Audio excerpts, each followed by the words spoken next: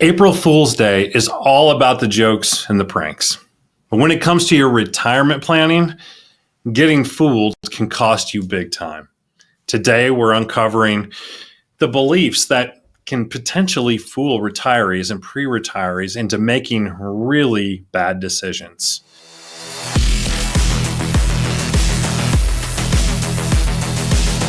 Hey, we're back for another episode of Power Your Retirement. I'm Walter Storholt alongside Steve Smith. And as a financial advisor and the author of Power Up Your 401k, Steve is here to help guide us through the financial world and the retirement planning landscape and the financial decisions that we can make to improve our lives. And on today's episode, it's pretty timely to talk about April Fools and how we don't want to have anything foolish happen to us, Steve, when it comes to our portfolio and our financial plan. And so I love how you teased up today's episode as we talk about some of the beliefs that are out there that will, in a similar fashion to an April Fool's joke, kind of maybe leaving us feeling, a little bit unpleasant at the end of the day. And the big key here is if you believe any of the things that we're going to talk about on today's show, what we want is for just a little red flag to go up, a little bit of an alarm bell to go off, because we're going to hopefully point out some ways where these beliefs have steered people in the wrong direction in their retirement and financial plans in the past. And so if you're thinking this way,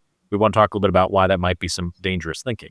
Before we dive into all of that, though, Steve, since it's an April Fool's themed show today, do you have any April Fool's themed activities on your agenda for anyone in your life this year? Or are you giving everybody a pass this year? Well, at our house, we're always doing little pranks, whether it's adjusting an alarm clock incorrectly or just little things that we'll do just to fool each other. But probably the classic, and it doesn't happen at home, but it's with my twins. So that's why I introed home. They're identical twins. So it's always fun for them to try to fool the teacher, right? Oh, nice. And they always come back with the best stuff, except sometimes the fool is on them because then they have to take a test and they didn't get the grade that they wanted. Well, I guess one comes out really good in that scenario and the other one not so much. But that's a good one. When you do the switch. But that's probably as a dad, just to watch how that plays out is always a classic. Whether it's on all the pressure's on them as the twins too, right? So you get to just be a fun dad at that point. I like that. That's great. Fantastic.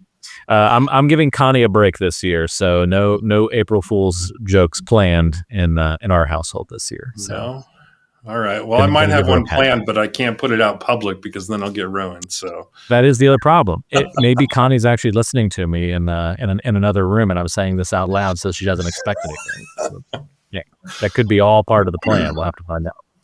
All right, let's get to the serious stuff, the financial planning beliefs that retirement savers often believe, and that's the unfortunate part here, and often these are, kind of things that fool people into a false sense of security.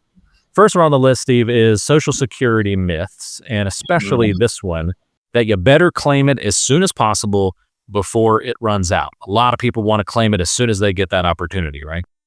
They do. And Social Security is one of those things that creates a lot of fear because people talk about it, the insolvency, even politicians will runs out of money in X day, 2035, or all of these things that are put out there create a lot of fear.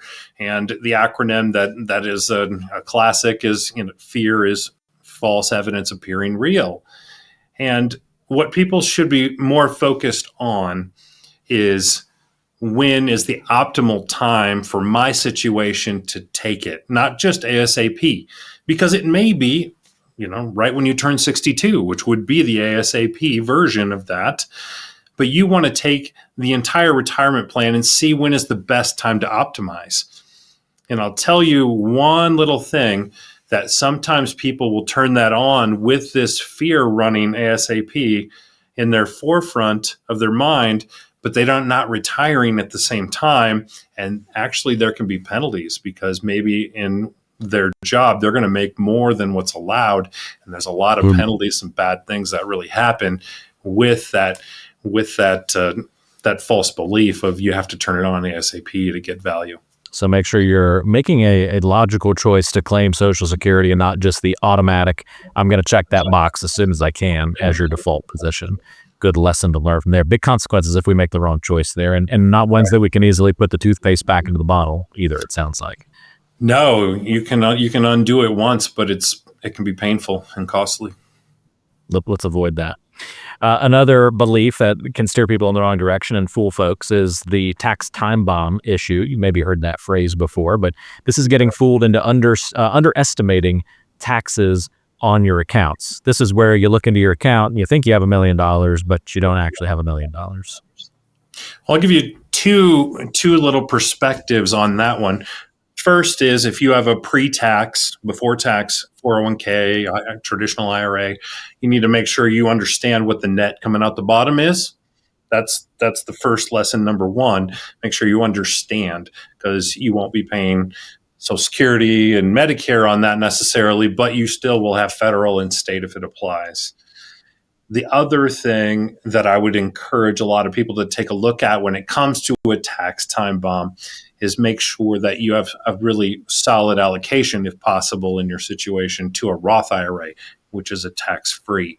And how do the Roth and the pre-tax, work together? That's pretty big, and it fools most people without some guidance. Yeah, absolutely. I know we could do a whole episode probably about tax fools, tax foolish beliefs, and just things that we're not calling anyone fools if you believe this, by the way. It's just you're being fooled maybe into that, false sense of security like we talked about. But that tax one is huge, especially this time of year. People are thinking about taxes, but they're mostly thinking about last year's taxes. We want to start getting people thinking more and more about this year's taxes and the next year's taxes.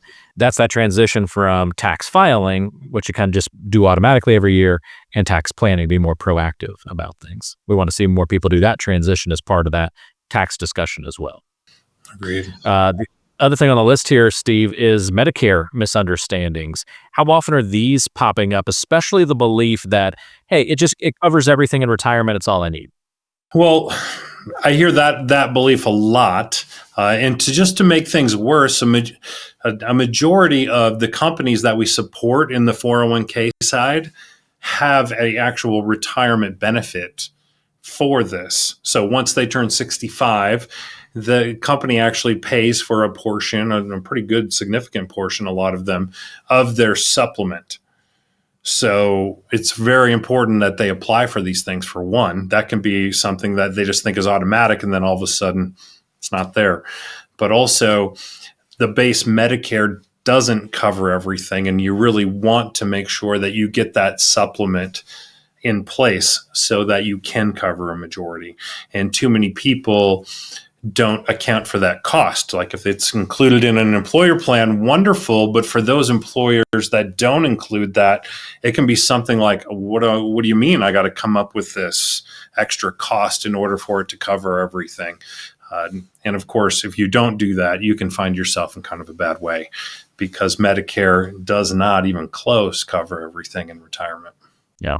I'm sure we've got some viewers right now that if I said, hey, raise your hand if you have kind of, had one of these beliefs about your financial plan and your portfolio, right. Totally okay if your hand's raised in that case. But it should be the spark that maybe it's time to do a little something about it. A great starting point for anybody thinking about, okay, well, where do I begin, is to go to powerupyour401k.com. There on the website, we've got the opportunity for you to get a Power Your Retirement Toolkit. It's got Steve's book in there, as well as other great resources to help anybody who's an employee of a large publicly traded utility get better prepared for your financial future, for retirement, talking about what you can do right now while you might be in savings and accumulation mode, or if you're getting closer or near the end of your career and thinking really heavily about retirement. Steve's got the ability to help you wherever you are along that career spectrum. And you can see that the conversations are deeper than just what stocks are we picking. There's lots of other conversations to be had here, and that's really important to highlight. Speaking of, kind of what are we doing in the planning process, a lot of people like this idea of the set it and forget it retirement plan. It's attractive. Like, who wouldn't want that? You remember the old rotisserie commercial, Steve? We're going to put the rotisserie chicken in there, and what are we going to do, crowd? We're going to set it and then forget it. Yes. Boy, that'd be great to have a plan like that, but we just don't work like that, do we? No, set it and forget it is another way of making yourself feel better. Kind of like the target date fund. There's nothing wrong with the target date fund. the target date fund doesn't know how much you need to put in each month. It doesn't know how much return you have to get in order to make it to retirement in the time frame that you want. So just like the target date, the set it and forget it idea usually leaves a whole bunch of huge gaps in your retirement planning. Kind of like if you don't, some of the ones we've just highlighted, by not picking appropriately for Social Security, that can leave a gap. Not accounting for taxes leaves another gap. Medicare, not getting a supplement, or the appropriate one, can leave a big gap. And the set it and forget it usually leaves people, maybe not initially, but over that first 10 years of retirement, can significantly start to make a dent into what's possible, and maybe those hopes and dreams have to be downsized if you don't do the proper retirement planning. Yeah. I could see how set it and forget it can maybe be not incredibly dramatic, right? Maybe it's just, hey, you're leaving a couple of percentage points on the table each year, but that builds up over time if by not optimizing things. But I could also see where setting and forgetting it leads you down a really rough path. I'm thinking of a coworker that I had who set it and forget his retirement plan, and it turned out that set it and forget it meant that it never got invested. The money was being pulled out of the paycheck, so there was money there. But after like a 30-year career of working, he had never invested those dollars. They sat in cash all those years.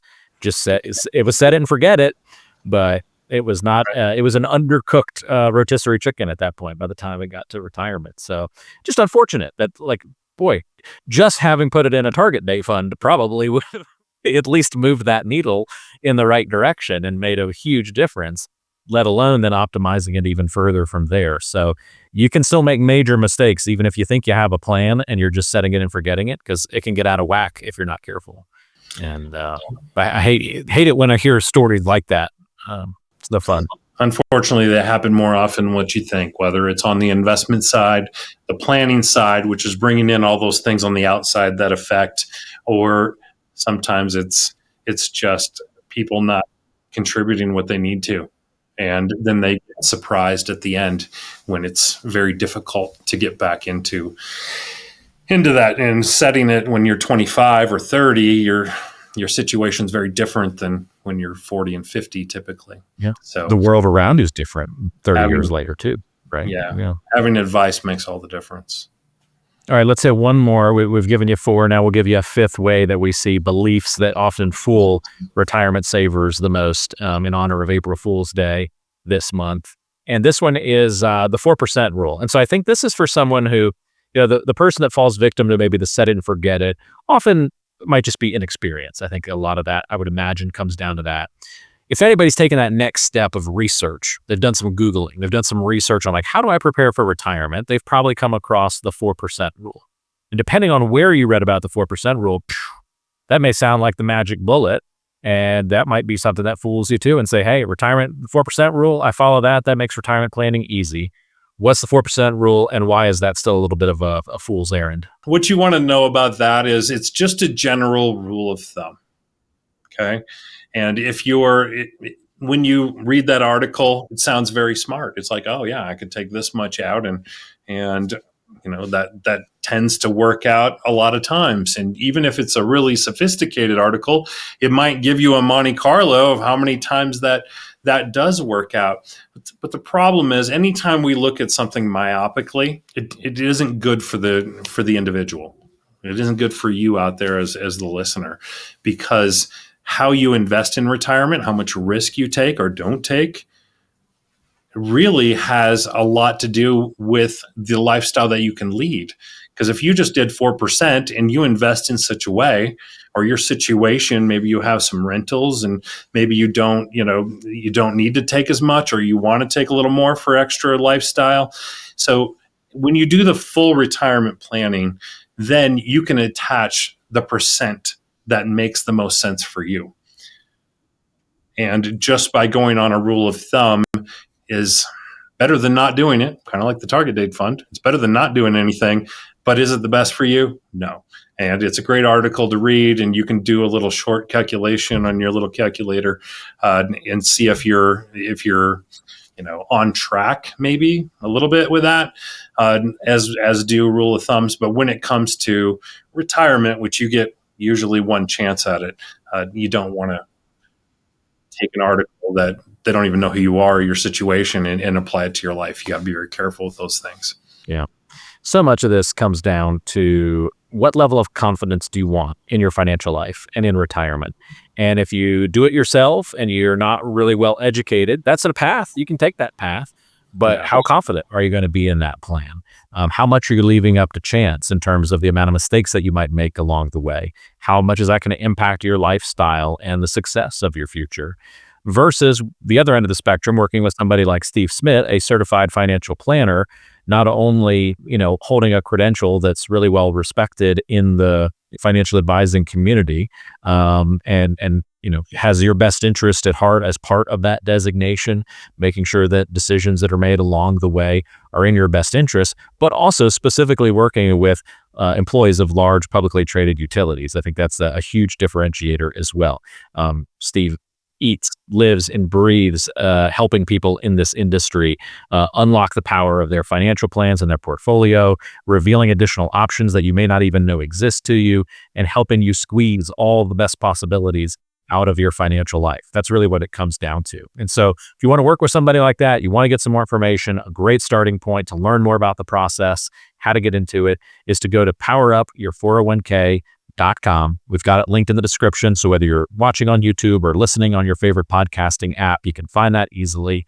You'll order the toolkit for free. You're going to get Steve's book, some helpful guides, and more information, all part of that kit. And those resources are going to help give you a great starting point for improving your financial situation. So again, just click the link in the description of today's show or go to powerupyour401k.com for all that awesome information. Steve, no April Fools for you on the episode today. Don't want to scare anybody. We appreciate your help. Great job. And we'll talk to you next week. Yes, we should probably post this on April 2 as well instead of the 1st.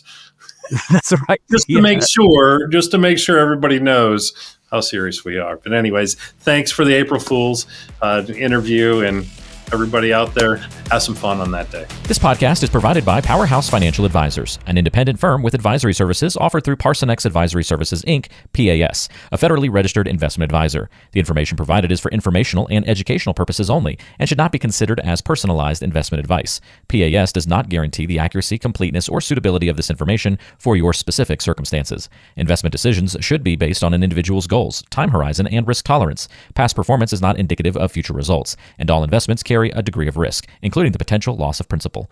Any case studies, testimonials, or endorsements shared in this podcast are illustrative of individual experiences and may not be representative of the experience of all clients. They do not guarantee future performance or success. You should not infer any level of assurance regarding future financial outcomes. Listeners should consult with a qualified financial, tax, or legal professional before making any investment decisions. Parson X Advisory Services, Inc. does not provide tax or legal advice. Be sure to consult with your tax and legal professionals regarding your specific circumstances. For a copy of our Form ADV Part 2A, which provides additional information about PAS, including our advisory fees and services, please visit powerhousefinancialadvisors.com.